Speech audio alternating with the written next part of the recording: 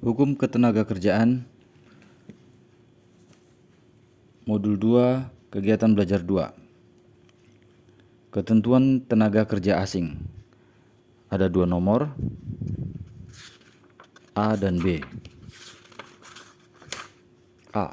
Pengaturan tenaga kerja asing.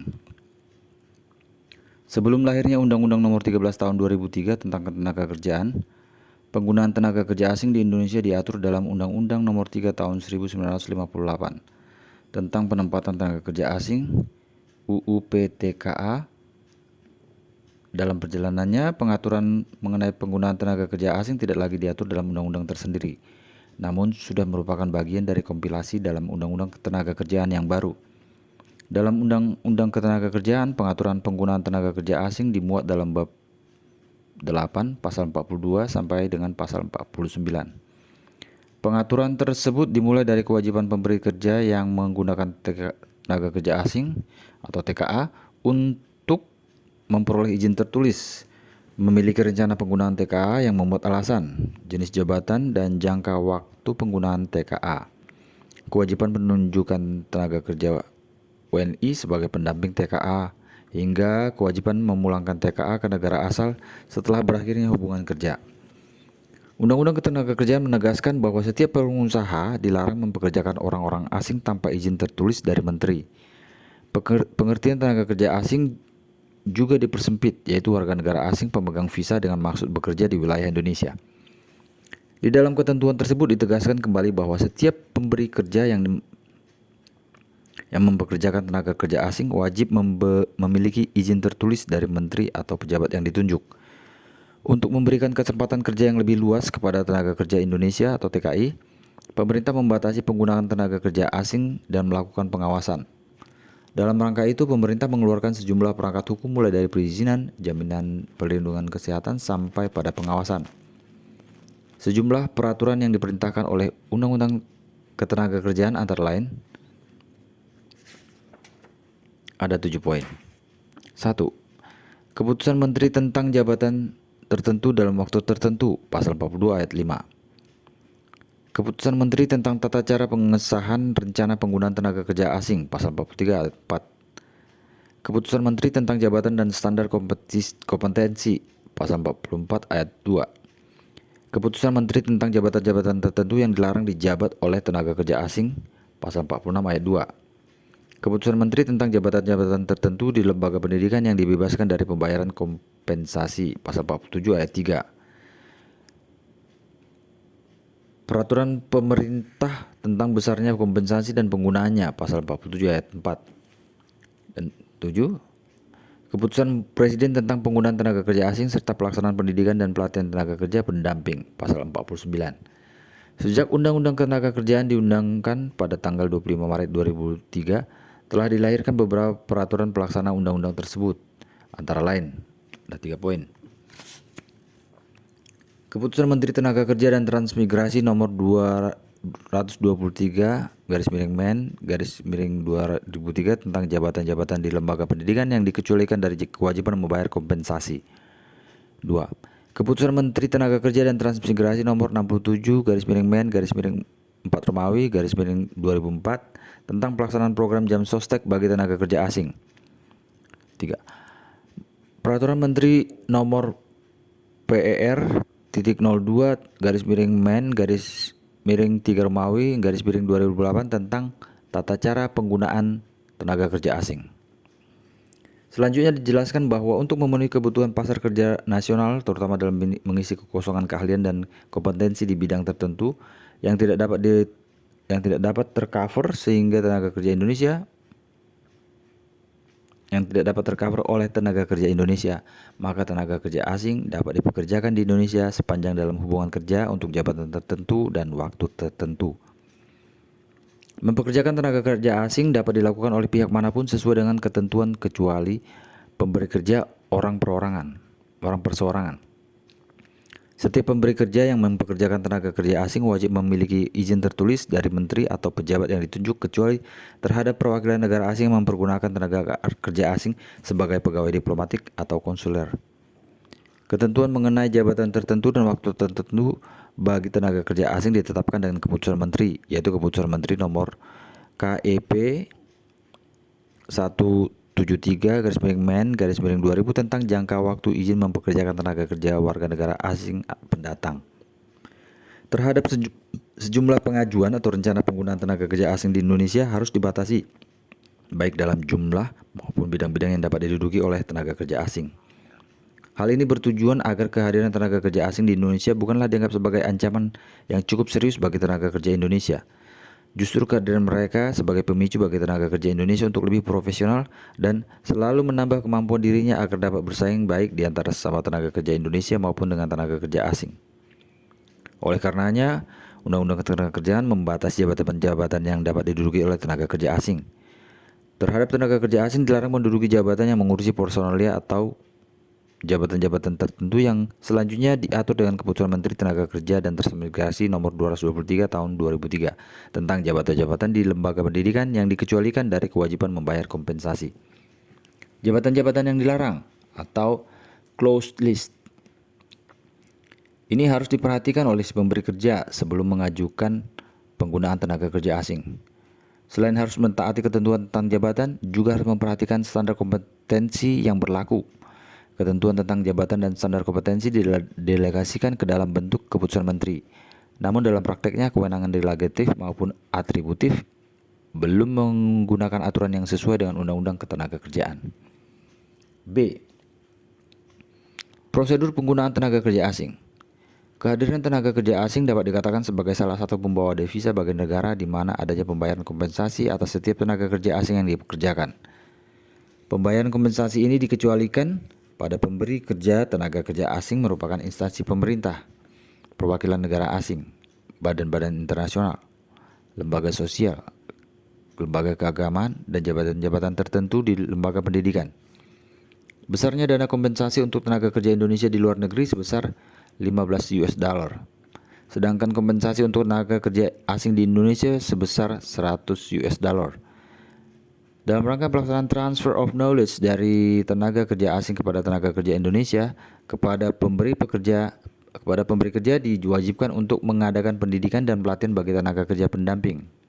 Tercantum dalam pasal 49 Undang-Undang Ketenagakerjaan. Penggunaan TKA selengkapnya diatur dalam bab 8 pasal 42 sampai pasal 49 tentang penggunaan tenaga kerja asing. Penggunaan pasal-pasal tersebut tidak berlaku untuk tenaga kerja asing yang menduduki jabatan direksi atau komisaris, instansi pemerintah, badan-badan internasional, dan perwakilan negara asing. Berikut ini kutipan tidak langsung dari bunyi pasal-pasal yang berkaitan dengan TKA. Pasal 42 tentang tenaga kerja asing dapat dipekerjakan di Indonesia hanya dalam hubungan kerja untuk jabatan tertentu dan waktu tertentu. Ketentuan ini selanjutnya ditetapkan dengan keputusan menteri. Pasal 43, pemberi kerja atau perusahaan yang menggunakan tenaga kerja asing harus memiliki rencana penggunaan tenaga kerja asing atau RPTKA yang disahkan oleh menteri atau pejabat yang ditunjuk. Pasal 45, terkait RPTKA, pemberi kerja tenaga kerja asing wajib menunjukkan tenaga kerja warga negara Indonesia sebagai tenaga pendamping tenaga kerja asing yang dipekerjakan untuk alih teknologi dan alih keahlian dari tenaga kerja asing. Pasal 46, tenaga kerja asing dilarang menduduki pejabatan yang mengurus personalia atau jabatan-jabatan tertentu. Peraturan Menteri Nomor Per.Men/3 tentang tata cara penggunaan tenaga kerja asing dikeluarkan dalam rangka pelaksanaan pasal 42 ayat 1 Undang-Undang Ketenagakerjaan. Dengan dikeluarkannya peraturan menteri ini, maka beberapa peraturan sebelumnya terkait dengan pelaksanaan pasal 42 ayat 1 Undang-Undang Ketenagakerjaan ini, yakni Keputusan Menteri Tenaga Kerja dan Transmigrasi Nomor KEP 228/Men/2003 tentang tata cara pengesahan rencana penggunaan tenaga kerja asing. Keputusan Menteri Tenaga Kerja dan Transmigrasi Nomor KEP 20-Men/3 tentang tata cara memperoleh izin mempekerjakan tenaga kerja asing. Keputusan Menteri Tenaga Kerja dan Transmigrasi Nomor KEP 21-Men/3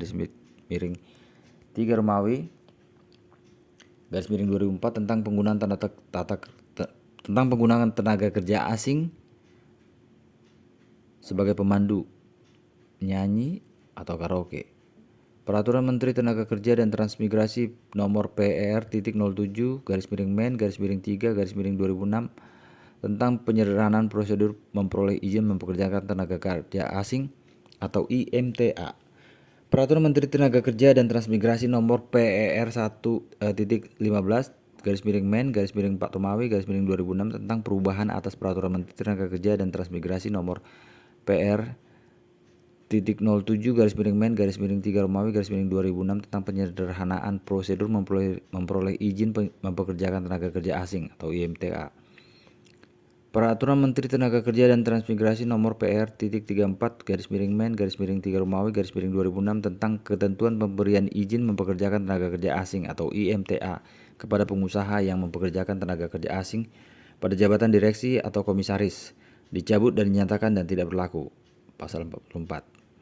Selain harus memiliki izin mempekerjakan tenaga kerja asing, sebelumnya pemberi kerja harus memiliki rencana penggunaan tenaga kerja asing atau RPTKA yang disahkan oleh menteri atau pejabat yang ditunjuk.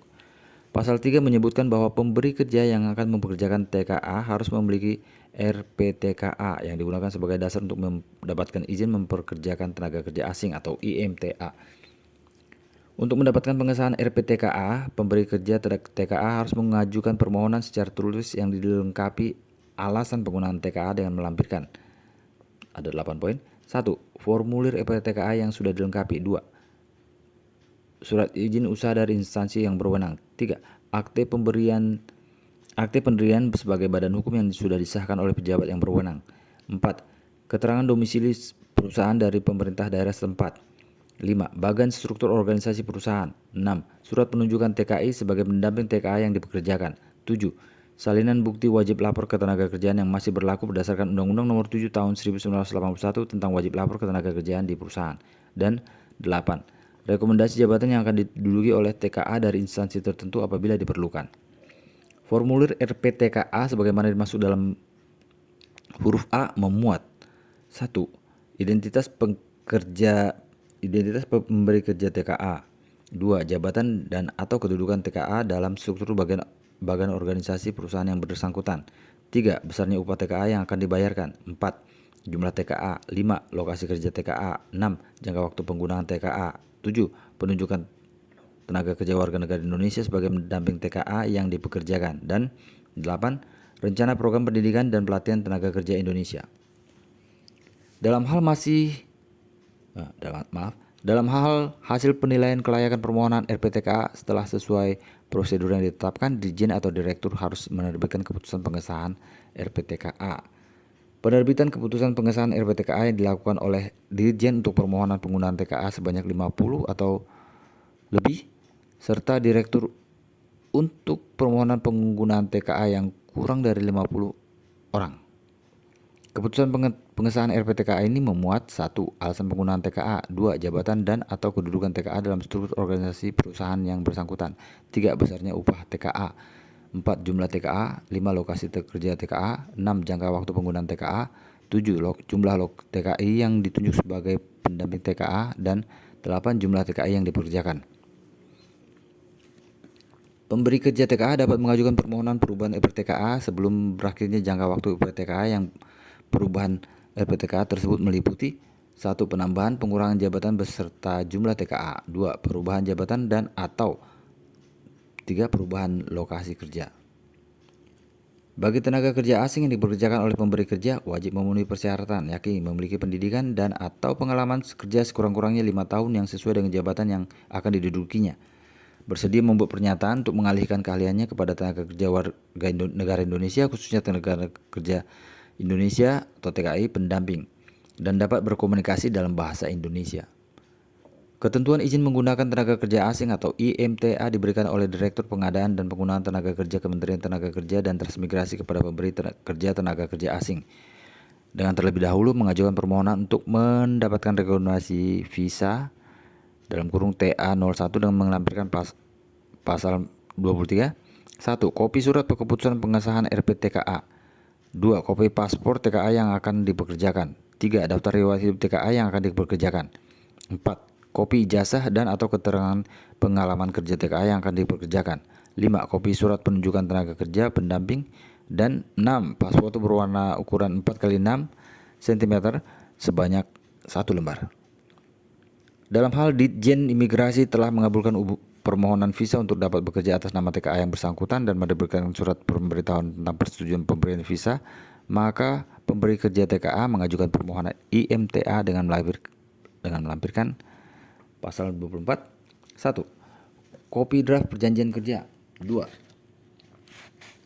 Bukti pembayaran dana kompensasi penggunaan TKA melalui bank yang ditunjuk oleh menteri. 3. Kopi polis asuransi. 4. Kopi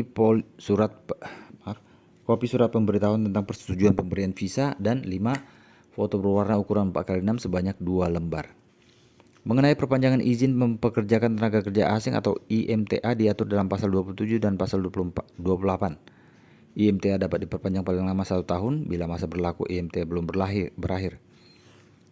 Oleh karena itu, permohonan perpanjangan IMTA selambat-lambatnya 30 hari kerja sebelum jangka waktu berlakunya IMTA berakhir.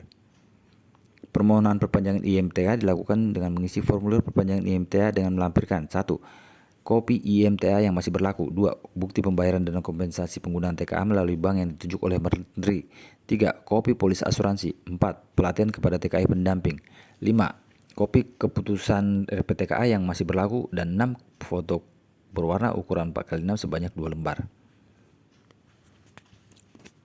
Perpanjangan IMTA diterbitkan oleh 1. Direktur untuk TKA yang lokasinya kerjanya lebih dari 1 wilayah atau provinsi. 2. Gubernur atau pejabat yang bertanggung jawab di bidang tenaga kerjaan provinsi atau TKA yang lokasinya lintas kabupaten atau kota dalam 1 provinsi. 3. Kabupaten atau wali kota atau pejabat yang bertanggung jawab di bidang ketenaga kerjaan di kabupaten atau kota untuk TKA yang lokasi kerjanya dalam 1 wilayah kabupaten atau kota.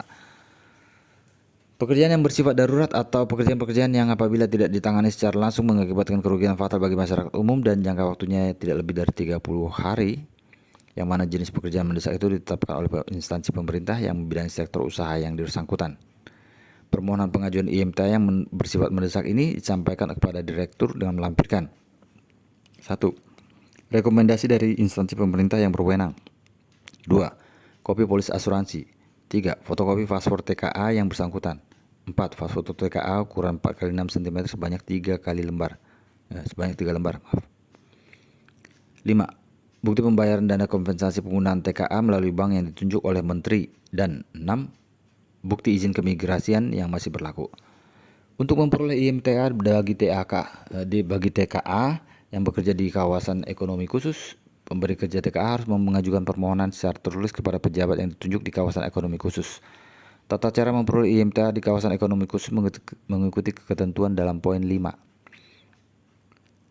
Berdasarkan Peraturan Menteri Nomor Per/Men/3/2008 tentang tata cara penggunaan tenaga kerja asing.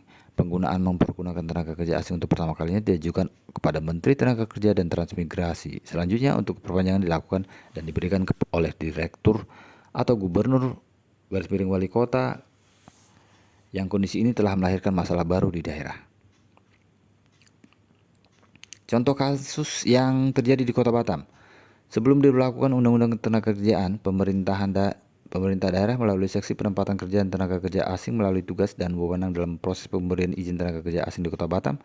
Akan tetapi, setelah diberlakukannya Undang-Undang Ketenagakerjaan, tugas dan kewenangan seksi tereliminasi. Para pengusaha yang akan mempekerjakan tenaga kerja asing pun harus menyeberang pulau menuju Kementerian Tenaga Kerja dan Transmigrasi di Jakarta. Tentu saja dengan mekanisme baru ini membutuhkan waktu dan biaya yang tidak sedikit.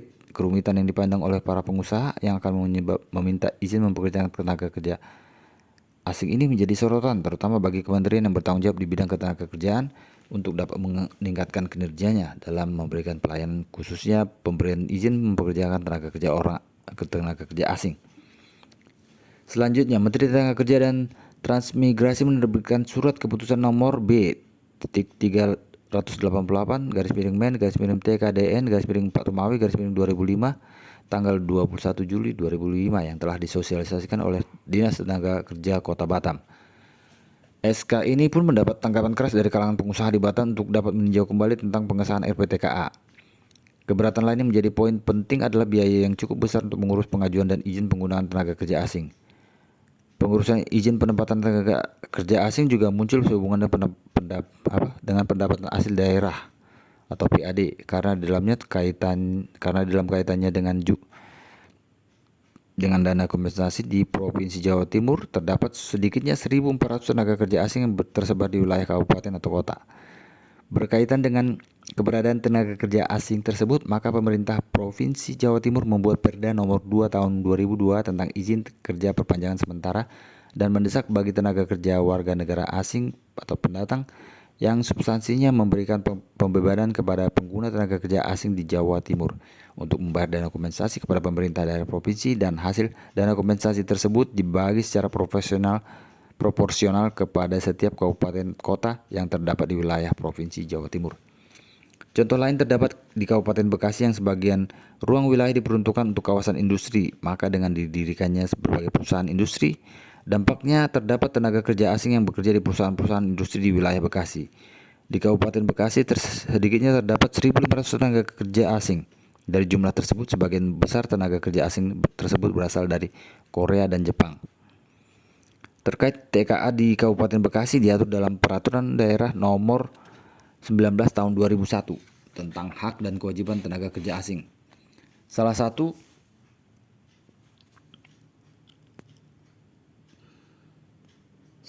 substansi pengaturannya berkaitan dengan kewajiban setiap warga negara asing yang bekerja di wilayah Kabupaten Bekasi untuk menyetor uang sebesar $100 per bulan kepada pemerintah Kabupaten Bekasi.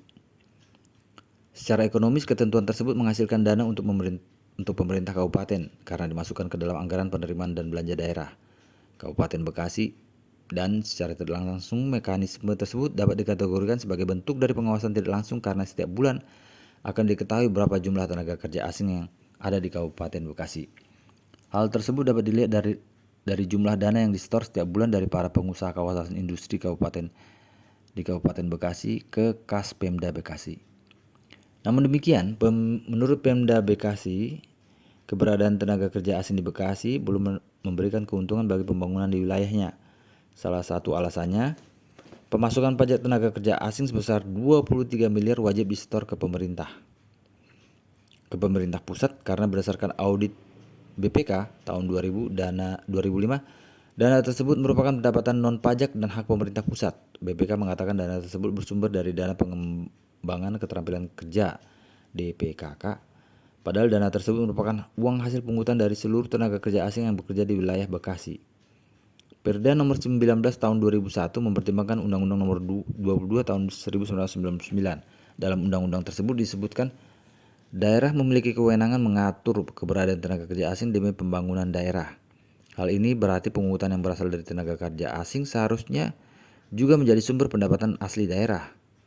Sementara itu, pemerintah pusat melalui Kementerian Keuangan menyatakan pungutan terhadap tenaga kerja asing sebagai pendapatan non pajak. Kementerian Keuangan menyatakan pungutan tersebut harus disetor kepada pemerintah pusat. Dengan demikian, terjadi perbedaan pemahaman antara pusat dan daerah soal tenaga kerja asing yang dapat menimbulkan permasalahan dan ketidakpastian hukum. Hal tersebut tidak perlu terjadi karena dengan tuntutan instansi atau lembaga pemerintah di daerah untuk menjalankan otonomi di daerahnya, dalam rangka ketenaga kerjaan telah dikeluarkan Keputusan Menteri Dalam Negeri Nomor 130/67 Tahun 2002 tentang pengakuan kewenangan kabupaten dan kota. Pada lampiran Keputusan Mendagri, khususnya pada bidang ketenaga kerjaan angka Romawi 1 huruf A, penempatan dan pendayagunaan angka 7, perizinan dan pengawasan perpanjangan izin penggunaan tenaga kerja asing, disebutkan bahwa kewenangan yang dilimpahkan kepada kabupaten atau kota adalah 1. Penelitian perlengkapan persyaratan perizinan atau IKTA. 2. Analisis jabatan yang akan diisi oleh tenaga kerja asing. 3. Pengecekan kesesuaian jabatan dengan positif list tenaga kerja asing yang akan dikeluarkan oleh Depnaker. 4. Pemberian perpanjangan izin atau perpanjangan IMTA. 5. Pemantauan pelaksanaan kerja tenaga kerja asing. Dan 6. Pemberian rekomendasi IMTA. Terkait permohonan IKTA dalam rangka penanaman modal asing didasarkan pada Keputusan Menteri Tenaga Kerja, Transmigrasi dan Koperasi Nomor KEP garis 105 garis miring Men garis miring 1977 tentang pelimpahan wewenang pemberian izin kerja bagi tenaga kerja asing yang akan bekerja dalam rangka koordinasi penanaman modal. Diatur bahwa IKTA dikeluarkan oleh Ketua Badan Koordinasi Penanaman Modal BKPM. Namun berdasarkan Kepnaker nomor KEP garis 03 garis miring Men garis miring 1990 bahwa permohonan IKTA yang diajukan oleh permohonan yang merupakan perusahaan dalam rangka PMA dan PMDN disampaikan kepada Ketua BKPM pasal 9 ayat 2. Kemudian Ketua BKPM atas nama Menteri Tenaga Kerja mengeluarkan IKTA dengan tembusan disampaikan kepada instansi teknis pasal 10 ayat 2 dan 3. Selanjutnya, pengaturan secara teknis tentang tata cara permohonan penyelesaian IKTA bagi perusahaan dan dalam rangka PMA dan PMDN wajib menyesuaikan dan mengikuti ketentuan dalam Kepmenaker nomor KEP garis 416 garis miring Men garis miring 1990 ada dalam pasal 21. Namun berdasarkan Kepnaker nomor KEP garis 169 garis miring Men garis miring 2000 tentang pencabutan izin kerja bagi tenaga kerja asing yang akan bekerja dalam kondisi koordinasi penanaman modal dan Kepnaker nomor KEP 105 garis miring Men garis miring 1985 tentang penunjukan Ketua BKPM untuk mensahkan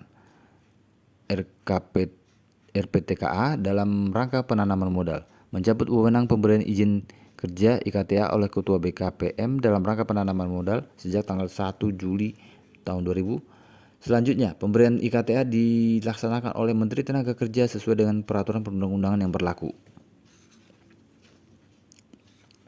Rangkuman.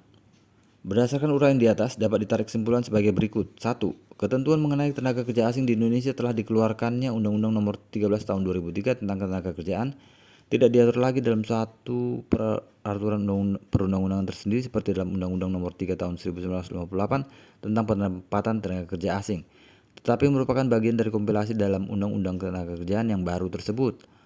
Ketentuan mengenai penggunaan tenaga kerja asing dimuat dalam bab 8 pasal 42 sampai dengan pasal 49. Namun demikian, untuk dapat melaksanakan undang-undang yang baru masih banyak kendala terutama dalam menggalakkan investasi karena sejumlah peraturan yang melengkapi kelancaran program penggunaan tenaga kerja asing belum siap. Sejauh ini baru peraturan Menteri nomor per.02.men garis miring Men garis miring 3 Romawi garis miring 2008 tentang tata cara penggunaan tenaga kerja asing yang sudah ada di samping 3 Permenaker yang lain untuk mengisi kekosongan hukum. Dengan belum terbitnya peraturan-peraturan yang diperlukan maka peraturan yang lama sementara masih diberlakukan.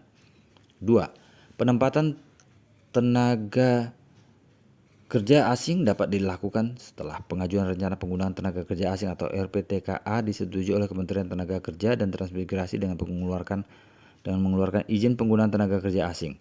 Untuk dapat bekerja di Indonesia, tenaga kerja asing tersebut harus mempunyai izin tinggal terbatas atau KITAS, yang terlebih dahulu harus mempunyai visa untuk bekerja di Indonesia atas nama tenaga kerja yang bersangkutan untuk dikeluarkan izinnya oleh Direktorat Jenderal Imigrasi Kementerian Hukum dan HAM.